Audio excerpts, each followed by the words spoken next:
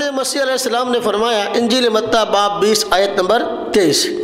کہ میرا پیالہ تو پیو گے، لیکن اپنے داہنے بائیں کسی کو بٹھانا میرا کام نہیں، مگر جن کے لیے میرے باپ کی طرف سے تیار کیا گیا میں انہی کے لیے ہے۔ یعنی یہاں کہا کسی کو اپنے دائیں بائیں بٹھانا میرا کام نہیں، یہ باپ کا اللہ تعالیٰ کی ذات کا کام ہے۔ تو دیکھو یہاں صاف طور پر بتا دیا کہ میں صاحب اختیار نہیں، خدا صاحب اختیار ہوتا ہے، معلوم حضرت مسیح خدا نہیں۔ جب خدا نہیں، عقیدہ تثلیث کا نظریہ بھی غلط ثابت ہوا۔ پھر اس سے ہٹ کر اپنا ایک اس طریقے سے بائبل کے اندر اناجیل موجود ہیں، 4 اناجیل اربع انہیں بولتے ہیں، تو یہ بات حضرات کی طرف منسوب ہیں کہ حضرت عیسیٰ علیہ السلام کے آسمان پہ جانے کے بعد لوگوں نے ان کی سوانح حیات لکھی اپنے اپنے انداز سے۔ اسی طرح آپ کے حواریوں میں ایک حواری حضرت برنباس تھے، انہوں نے بھی ایک انجیل لکھی اور اس میں حضرت عیسیٰ علیہ السلام کی سوانح حیات لکھی۔ وہ انجیل برنباس کے نام سے موجود ہے۔ انجیل برنباس میں عیسائی حضرات کے بہت سارے بنیادی نظریات کی تردید موجود ہے۔ جہاں اور نظریات کی تردید موجود ہے وہاں ایک خاص طور پہ اس نظریے کی تردید بھی موجود ہے کہ حضرت عیسیٰ علیہ السلام خدا تھے۔ صاف طور پہ کہا گیا نہ، حضرت مسیح علیہ السلام انسان تھے اور اللہ رب العزت سے پیغمبر تھے۔ انجیل برنباس میں دیکھیے خاص طور پہ بات قابل ذکر ہے، انجیل برنباس اردو ترجمے کے ساتھ صفحہ 82، اس میں فرمایا گیا میں تم سے سچ کہتا ہوں، دل سے باتیں کرتا ہوں کہ ہر آئینہ میرے بھی رونگٹے کھڑے ہوں گے،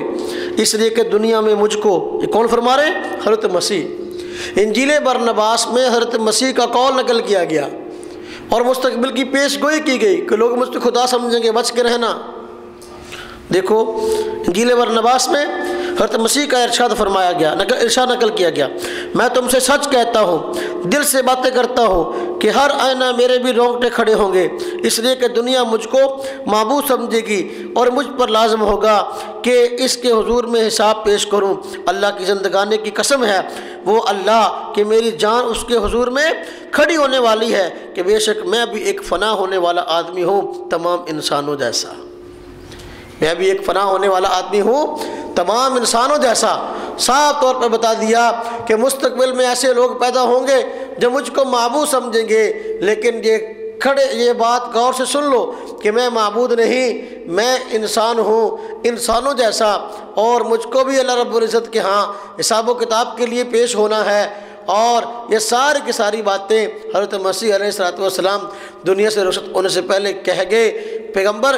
اللہ رب العزت سے وحی پا کر بہت سی باتیں پیش گوئیاں مستقبل سے متعلق کرتا ہے، حضرت مسیح نے بھی کر دی کہ لوگ مجھ کو معبود سمجھے گا، تم بچ کے رہنا۔ لیکن بہت سارے بیچارے بھولے بھالے لوگ آہستہ آہستہ یہ پولس اینڈ پارٹی کے زیر اثر آ گئے اور حضرت مسیح کو خدا سمجھنے لگ گئے۔ خادے کو حضرت مسیح جن کی ذات کا معاملہ ہے وہ خود اپنے آپ کو خدا کہنے کے لیے تیار نہیں، ماننے کے لیے تیار نہیں، تو پھر دوسرے لوگ کون ہوتے ہیں ان کو خدا اور نبی کہنے والے؟ اور ان کتابوں میں جن کو وہ آج اٹھائے پھرتے ہیں ان کتابوں میں بھی حضرت مسیح کے خدا اور خدا کا بیٹا ہونے کی نفی ہوتی ہے، 3 خداؤں کی نفی ہوتی ہے، تو پھر وہ کس منہ سے اس نظریے کو آج قائم کیے ہوئے ہیں؟ عقیدہ تثلیث کے باطل ہونے پر 13ویں دلیل حضرت عیسیٰ علیہ السلام کی تعلیمات کے حوالے سے ہم کہتے ہیں عیسائی حضرات اپنی کتاب انجیل اور دوسرے رسائل کے ساتھ عہد نامہ قدیم کو بھی چھاپتے ہیں، تورات کو، زبور کو، انجیل کو، یہ ثابت کرنے کے لیے کہ ہم تو تمام انبیاء کے تعلیمات کو مانتے ہیں، ان کے مشن کو ساتھ لے کے چلنے والے ہیں۔ ہم کہتے ہیں اسی بائبل میں عہد نامہ قدیم میں تورات کے اندر خود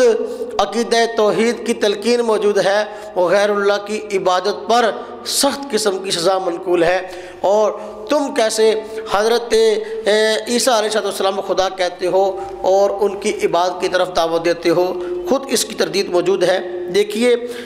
کتاب تورات کی کتاب استثناء باب نمبر 17 اور اس کی آیت 2 سے لے کر 5 تک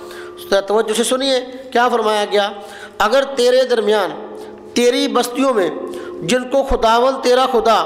تجھ کو دے کہیں کوئی مرد یا عورت ملے جس نے خداوند تیرے خدا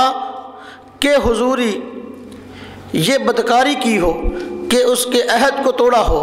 اور جا کر اور معبودوں کی یا سورج یا چاند یا اجرام فلکی میں سے کسی کی جس کا حکم میں نے تجھ کو نہیں دیا پوجا اور پرستش کی ہو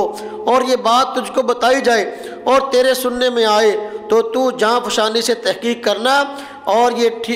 اگر یہ ٹھیک ہو اور قطعی طور پر ثابت ہو جائے کہ اسرائیل میں ایسا مکروہ کام ہوا ہے تو اس مرد یا اس عورت کو جس نے یہ برا کام کیا ہو باہر اپنے پھاٹکوں پر نکال لے جانا اور ان کو ایسا سنگسار کرنا کہ وہ مر جائے، ایسا سنگسار کرنا کہ وہ مر جائے۔ یہاں خاص طور پر دیکھو تورات میں کیا فرمایا گیا، اگر کوئی آدمی بدکاری کرتا ہے تو اس کی سزا بھی یہ ہے کہ اس کو شریعام باہر لا کر سنگسار کیا جائے، اور اگر کوئی غیر اللہ کی عبادت کرتا ہے، اللہ تعالیٰ کے علاوہ اور کسی کو خدا سمجھتا ہے، ستاروں کی پوجا کرتا ہے یا اللہ کے علاوہ اور کسی کو معبود مانتا ہے، فرمایا پہلے تحقیق کر لو کہ واقعی یہ آدمی اللہ کے علاوہ اور کسی کو خدا کہتا ہے، اللہ تعالیٰ کے علاوہ اور کسی کی بات کرتا ہے۔ جب اس بات کی تحقیق ہو جائے کہ واقعی وہ جو ہے غیر اللہ کی بات کا قائل ہے تو پھر اس کو لاؤ باہر شریعام،